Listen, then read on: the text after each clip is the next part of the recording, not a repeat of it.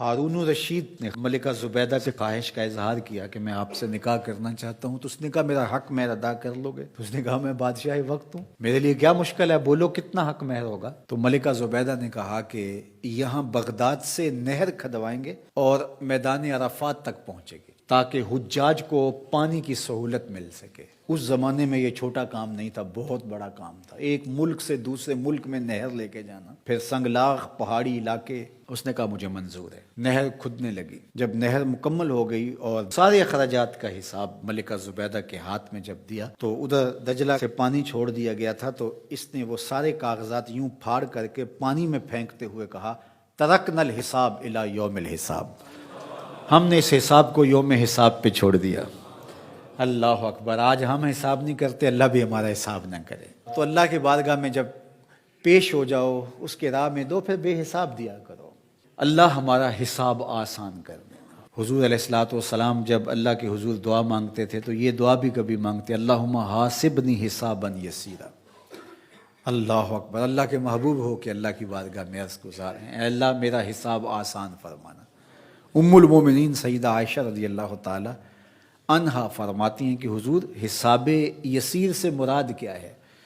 تو آقا کریم نے فرمایا کہ بس اللہ کے حضور پیشی ہوگی، اللہ حساب دیکھے گا اور یوں ہی معاف کر دے گا۔ جس کا پھر حساب شروع ہو گیا فرمایا وہ ہلاک ہو گیا۔ اگر کسی کی جانچ پڑتال شروع ہو گئی تو پھر وہ نہیں بچ پائے گا۔ تو اللہ سے یہ بات عرض کرو کہ مالک میرا حساب یسیر فرمانا، آسان حساب، بلکہ مالک تو کریم ہے، تو نہ ہی حساب لینا، تو یوں ہی معاف کر دینا۔ تو اللہ کی بارگاہ میں جب ہم کہتے ہیں ربنا آتنا فی الدنیا حسنۃ وفی الآخرۃ حسنہ، تو حسنہ آخرت سے مراد ہوتا ہے مالک میرا حساب آسان ہو، فضا اکبر کے دن میں امن میں رہوں، اور مالک تو جنت میرا مقسوم فرما دے۔ اور آخری جملہ اس دعا کا وقنا عذاب النار، اور اللہ مجھے آتش دوزخ سے بچا لے۔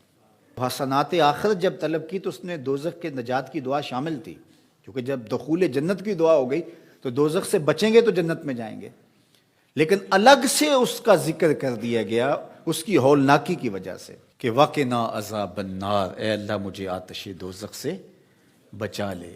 اللہ اکبر! حضور نے ایک دن جبریل امین سے پوچھا مجھے جہنم کے عذابوں کا ذکر سناؤ، تو جبریل امین نے کہا حضور اخف العذاب، سب سے ہلکا عذاب جو جہنم میں جہنمی کو دیا جائے گا وہ یہ ہوگا کہ اس کے پاؤں میں آگ کے جوتے رکھے جائیں گے۔ ویسے تو آگ میں ڈوبے ہوئے ہوں گے، آگ کے کنویں میں پھینک دیے جائیں گے، آگ کے پہاڑ ہیں، ایسی وادیاں ہیں جن سے جہنم بھی ایک دن میں 700 مرتبہ پناہ مانگتی ہے، لیکن سب سے ہلکا عذاب، اخف العذاب، سب سے خفیف ترین عذاب جو جہنمی کو جہنم میں دیا جائے گا، اس کے پاؤں میں آگ کے جوتے رکھے جائیں گے، باقی اس کا آگ میں بدن نہیں ہوگا، یہ سب سے ہلکا عذاب ہوگا۔ لیکن یغلی منہما دماغہ، ان آگ کے جوتوں کی شدت اور حدت اور گرمی اور حرارت اتنی ہوگی کہ اس سے دماغ پگھل کے ناک اور منہ کے راستے سے باہر آنا شروع ہو جائے گا۔ یہ سب سے ہلکے عذاب کی کیفیت ہے، جو سخت عذاب ہیں الیاذ باللہ۔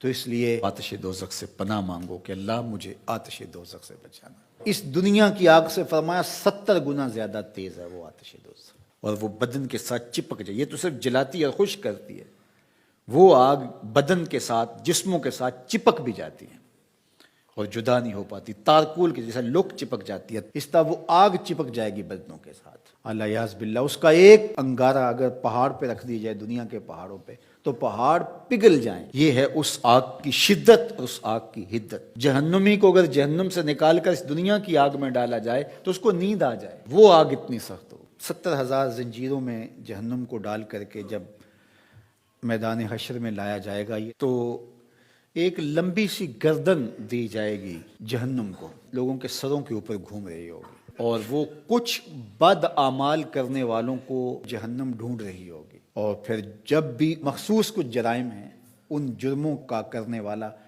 اسے نظر آئے گا تو وہ گردن وہاں سے دبوچ کے اس کو اپنے اندر پھینک لے گی، اور جب وہ انسانوں کے سروں پہ گھوم رہی ہوگی تو بدن تھر تھر کانپ رہے ہوں گے، کلیجے دہل رہے ہوں گے، کیا ہولناکی کا منظر ہوگا۔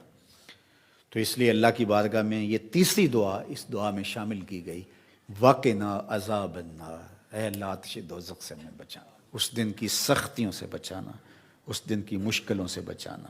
آئیے مل کے اللہ کی بارگاہ میں یہ دعا مانگ لیتے ہیں، ربنا آتنا فی الدنیا حسنۃ وفی الآخرۃ حسنۃ وقنا عذاب النار۔